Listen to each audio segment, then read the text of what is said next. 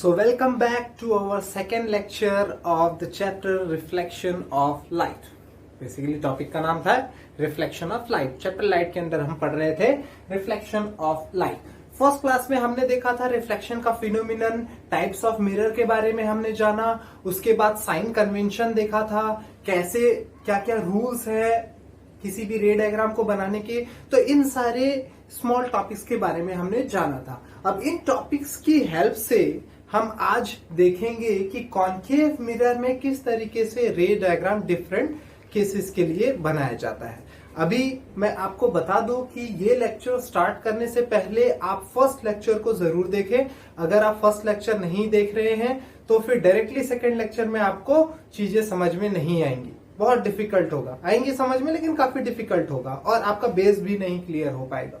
तो अगर आपको बेस क्लियर करना है और अच्छे से इस चैप्टर को पढ़ना है तो सबसे पहले वीडियो 1 को देखिए, उसके बाद वीडियो 2 पे आइए. ठीक है, तो ये सेकंड वीडियो में सबसे पहले आपको एक चार्ट बनाना है. ठीक है, हम इमेज फॉर्मेशन देख रहे हैं कॉनकेव मिरर्स के लिए, वैसे ही हम बाद में देखेंगे कॉन्वेक्स मिरर के लिए भी. ठीक है, तो सबसे पहले चार्ट बनाएंगे. अब देखिए चार्ट कैसे बनाना है आपको मैं एक चीज बता दूं. ओके,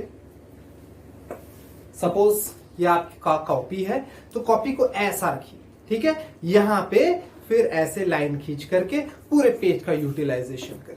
ठीक है, अगर आप ऐसा बनाएंगे तो आपके पास कंटेंट यहाँ पे कम हो जाएगा. ठीक है, तो आप पेज ऐसा रखिए और इसमें कॉलम वाइज रो वाइज आप डायग्राम बनाने की कोशिश करिए. ठीक है, तो यहाँ पे देखिए मैंने फर्स्ट रो में डाला है position of object, position of image, size of image, nature of image और उसके बाद उसका हम रे डायग्राम देखेंगे. ठीक है, तो ये आपके पास 5 कॉलम्स होने चाहिए. ठीक है, अच्छा एक एक करके देखते हैं क्या करना है सर हमें. तो हमको डिफरेंट कंडीशंस के लिए रे डायग्राम बनाना है. अच्छा बताइए क्या कंडीशन है. पहला कंडीशन, ऑब्जेक्ट का पोजीशन. कहां है ऑब्जेक्ट? तो ऑब्जेक्ट मान लीजिए है इंफिनिटिव पे, बहुत दूर. इंफिनिटिव का क्या मतलब होता है? इनफाइनाइट, यानी जिसे हम मेजर नहीं कर सकते, बहुत दूर, बहुत बड़ा. ठीक है, तो मान लीजिए कि मिरर से इनफाइनाइट डिस्टेंस पे आपका ऑब्जेक्ट रखा हुआ है. एग्जांपल लीजिए सर, मिरर मेरे हाथ में और वहां है सन. ठीक है, सन से इस मिरर का डिस्टेंस कितना हुआ? इनफाइनाइट, काफी बड़ा. ठीक है, अच्छा तो थोड़ा रे डायग्राम बना करके भी बताइए सर. बिल्कुल बताते हैं. तो लीजिए ये कौन सा मिरर है? ये है कॉनकेव मिरर. ठीक है, कॉनकेव मिरर है ना. ठीक है, ओके. तो मैंने आपको बताया था ये क्या होता है. ये होता है पोल. ये क्या होता है? ये होता है फोकस और इसका ट्वाइस सेंटर ऑफ कर्वेचर, ये रेडियस ऑफ कर्वेचर. ठीक है, अब मैंने क्या बोला कि ऑब्जेक्ट को रखो इनफाइनाइट पे. इनफाइनाइट यानी कि इससे बहुत दूर. ठीक है, और हमेशा एक पॉइंट याद रखिए, इनफाइनाइट से अगर कोई रे ऑफ लाइट आता है तो वो कैसा होता है? पैरेलल होते हैं. सारे रेज इनफाइनाइट से जितने रेज आएंगे वो सारे के सारे क्या होंगे? पैरेलल. पैरेलल ऐसा चलेगा. ठीक है, तो सपोज बहुत इनफाइनाइट डिस्टेंस से ये पैरेलल रेज आ रहे थे, ये सारे. ठीक है, एक दूसरे से कैसे होंगे? ये पैरेलल होंगे. तो व्हेनेवर ये आया पैरेलल रे, ये आया पैरेलल रे, ये लो. ठीक है, ये सारे क्या है? आपके रे ऑफ लाइट. ठीक है, ये क्या है? Ray of light. ये पैरेलल रे ऑफ लाइट कहां पे पड़े? मिरर पे.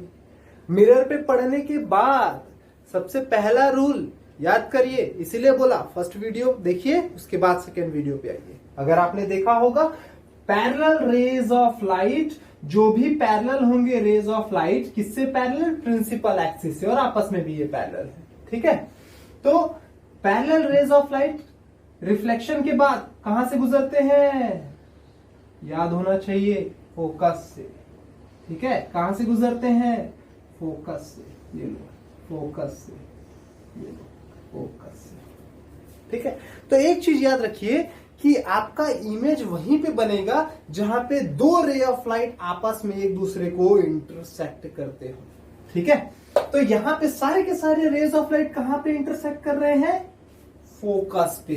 तो आपका पोजीशन ऑफ इमेज क्या हो जाएगा? अब मिल गया आंसर? जी मिल गया सर, फोकस। ठीक है, अब बताइए कि साइज क्या है इस इमेज की, कैसा दिख रहा है?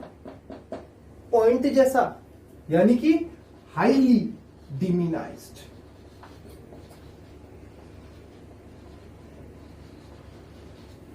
ठीक है, हाईली डिमिनाइज्ड, बहुत बहुत बहुत छोटा। ठीक है, इसके बाद नेचर ऑफ इमेज। अच्छा, अगर आपको मैंने नहीं बताया है या आपको नहीं पता है तो यहां नीचे मैं आपको समझा देता हूं कि दो तरीके के इमेज बनते हैं। एक बनता है रियल और एक बनता है वर्चुअल। यही दो तरीके के इमेज बनते हैं और तीसरा नहीं होता। ठीक है, रियल यानी एक्चुअली आप अपनी आंखों से जिसे देख सके, एक्चुअली जहां पे इमेज फॉर्मेशन हुआ हो। वर्चुअल यानी कि बस एक तरीके का अंदाजा, ठीक है, भ्रम। ठीक है, जो एक्चुअली नहीं है वो क्या कहलाएगा? वर्चुअल। तो हमेशा याद रखिए, अगर आपका इमेज रियल है तो हमेशा वो कैसा होगा? वो होगा इन्वर्टेड। इन्वर्टेड यानी उल्टा। तो रियल इमेज हमेशा उल्टा होगा। और अगर आपका इमेज वर्चुअल है तो हमेशा कैसा होगा? इरेक्ट। इरेक्ट यानी सीधा। ठीक है, सीधा है तो वर्चुअल है, उल्टा है तो रियल है। ठीक है, real and inverted, virtual and erect. तो आप हमेशा याद रखिए, दो चीजें, रियल है तो इन्वर्टेड होगा, वर्चुअल है तो इरेक्ट होगा। इस केस में जो आपका इमेज बनता है वो कुछ ऐसा बनता है, इन्वर्टेड, और एक्चुअली यहां पे रेज मिल रहे हैं तो कैसा हो जाएगा? रियल हो जाएगा। तो रियल एंड इन्वर्टेड। ठीक है, तो अब हमारा पूरा का पूरा कॉलम रेडी हो गया। अब एक चीज आपको बता दूं मैं कि ये जो टॉपिक हम देख रहे हैं बहुत इंपॉर्टेंट है एग्जामिनेशन पॉइंट ऑफ व्यू से। ठीक है, आपको ऐसा नहीं बोलेगा कि बताइए कि इनफाइनाइट पे अगर ऑब्जेक्ट रखा हुआ है तो इमेज कहां पे बनेगा, या उसके लिए रे डायग्राम बनाइए। ये सारी डिटेल आपको ऐसा नहीं पूछेगा। ठीक है, आपको किसी भी पजल के फॉर्म में चीजें पूछ सकता है। तो क्वेश्चंस भी आपको मैं बताऊंगा किस किस टाइप के, किस किस पजल्ड वे में क्वेश्चंस पूछे हुए हैं। तो अभी तो हम बेसिक समझते हैं। अगर ऑब्जेक्ट इनफाइनाइट पे है तो इमेज बनेगा फोकस पे, बहुत छोटा होगा, रियल इन्वर्टेड होगा और इसका रे डायग्राम।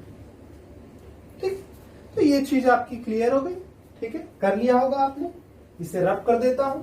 ठीक है, कर लिया होगा, स्क्रीनशॉट ले लीजिए, आराम से बनाइए। चलिए आगे बढ़ते हैं। सेकंड केस बताइए सर। बिल्कुल बताते हैं। अब एक काम करते हैं, चीजों को और आसानी से समझने के लिए आपको एक मैं शॉर्ट ट्रिक बताता हूं। बताइए सर, बताइए बताइए। बिल्कुल बताते हैं। शॉर्ट ट्रिक ये है कि अब बहुत सारे डिफरेंट पोजीशंस देखेंगे, तो अब ऑब्जेक्ट को आप एक काम करिएगा कि मिरर के पास लेते जाइए। ठीक है, कहां से स्टार्ट किया? इनफाइनाइट से। ठीक है, अब देखिए पोजीशन क्या क्या हो सकता है। ये है पोल, ये है फोकस, ये है सेंटर ऑफ कर्वेचर। पहला पोजीशन इनफाइनाइट, दूसरा पोजीशन बियॉन्ड सी, तीसरा पोजीशन एट सी, चौथा position between C and F, पांचवा पोजीशन एट एफ, छठवां position between F and P. तो ये 6 केसेस आपको देखने हैं। याद हो गया? 6 केस याद हो गया ना? क्या बोला? दूर से पास लेते आइए, दूर से पास लेते आइए। पहला इनफाइनाइट, दूसरा बियॉन्ड सी, तीसरा एट सी, चौथा बिटवीन सी एंड एफ, पांचवा एट एफ, छठवा बिटवीन एफ एंड पी। ठीक है, तो ये 6 केसेस आपको देखने हैं। ठीक है, कैसे समझा? दूरी के हिसाब से दूर से पास लेते आइए, 6 अलग अलग केस बनते हैं। ठीक है, तो पहला केस हमने देख लिया। ओके, दूसरा केस समझाइए सर। समझाते हैं। दूसरा case, when the object is at beyond C. Diagram बनाइए सर, ऐसे नहीं समझ में आता। अच्छा ठीक है, लो बना देते हैं। लो लो लो लो, ये लो, ये है P, ये है F, ये है C, और बियॉन्ड सी यानी सी के पीछे यहां पे आपका रखा हुआ है ऑब्जेक्ट। और एक चीज, डायग्राम बनाने में जो दिक्कत आती है वो ये आती है कि डायग्राम में सर आपने जहां पे इमेज बताया था वहां पे तो हमारा नहीं आ रहा। ठीक है, तो आपके लिए एक मेरी हिदायत है। क्या है वो हिदायत? कि शुरुआत में डायग्राम्स को पेंसिल से और स्केल की हेल्प से बनाइए, एकदम एक्यूरेट कोशिश करिए बनाने की। ऐसा फ्री हैंड जैसा मैं डायग्राम बना रहा हूं वैसा आप बनाने की कोशिश मत करिएगा, अदरवाइज में भी हो सकता है कि आपके इमेज का पोजीशन वेरी करने लगे। ठीक है, तो उससे बचने के लिए क्या बोला मैंने? पेंसिल का यूज करिए, स्केल का यूज करिए। ठीक है, आइए तो जो हमने रूल्स बताए थे, ठीक है, क्या रूल्स बताए थे? पहला कि पैरेलल रे निकालिए। अगर कोई भी रे पैरेलल होता है तो कहां से निकल जाता है? फोकस से। बिल्कुल निकल गया फोकस से। अच्छा, और बताइए सर, तो दूसरा केस क्या ले सकते हैं? बहुत सारे वैसे तो हमारे पास है, या तो फोकस से निकाल करके आप पैरेलल कर दीजिए, या फिर एंगल आई जितना है उतने पे एंगल आर बना दीजिए, जो आपकी मर्जी है। या सेंटर ऑफ सी से जैसा रे निकालते हैं वैसा ही आप रिफ्लेक्ट हो जाता है। तो तीन में से कोई सा भी आप रे ले सकते हैं, आपकी मर्जी है। जितना आप प्रैक्टिस करेंगे उतने आप प्रोफिशिएंट होते जाएंगे। तो मैं एक यूज कर लेता हूं, angle i is equal to angle r. ये है आपका एंगल आई और ये है आपका एंगल आर। ये जो रे था पढ़ने के बाद ये ऐसा रिफ्लेक्ट हो गया। जहां पे ये दो रे आपस में इंटरसेक्ट करेंगे वहां पे क्या बनेगा? वहां पे बनेगा इमेज। तो ये आपका इमेज बनेगा। सपोज ऑब्जेक्ट था आपका ए बी, तो इमेज हो गया ए डैश बी डैश। ठीक है, तो अब बताइए और डिटेल बताइए। तो जी बिल्कुल, पोजीशन कहां है इमेज का? Between C and F. C और एफ के बीच में बना, बिल्कुल है कि नहीं? साइज कैसा है? तो देखिए ऑब्जेक्ट से थोड़ा छोटा लगा है ना? तो साइज क्या हुआ? टीमिनाइज्ड। ठीक है, टीमिनाइज्ड वर्ड यूज कर लेते हैं। अच्छा, कैसा है? उल्टा है ना?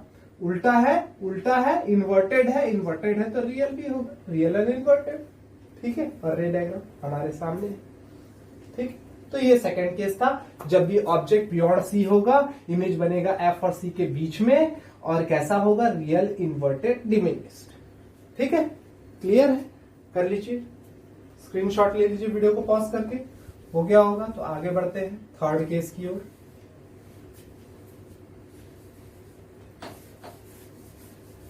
ठीक है, बताइए सर, थर्ड केस बताइए। बिल्कुल बताते हैं।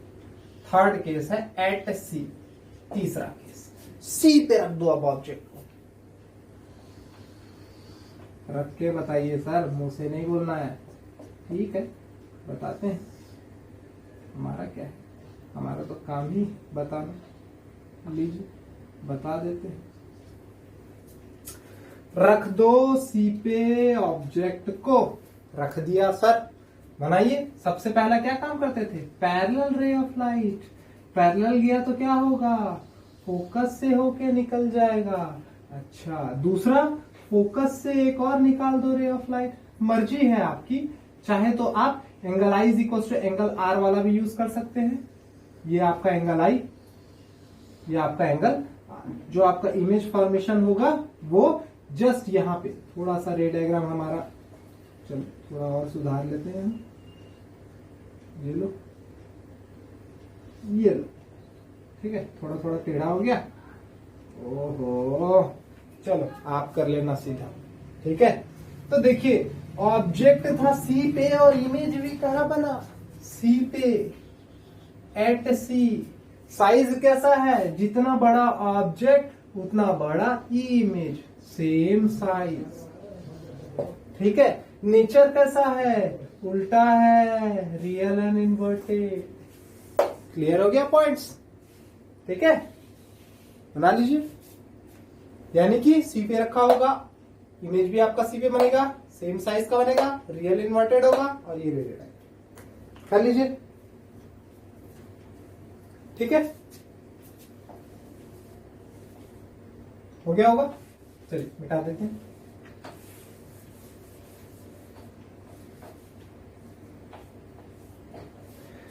तो आज हमने 3 केसेस देखे रे डायग्राम बनाने का। इसको आप बार बार कोशिश करिए, प्रैक्टिस करिए।